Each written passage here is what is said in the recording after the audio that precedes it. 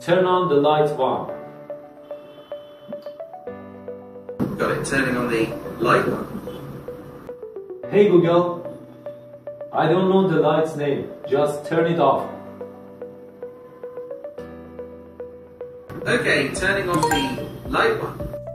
برای راه اندازی این لامپ هوشمند من از سخت افزار ساناف استفاده کردم که به خانه هوشمند ایوی لینک متصل میشه و برای دستیار صوتی از گوگل اسیستنت استفاده کردم که حالا به هوش مصنوعی جمنای 2 مجهز شده.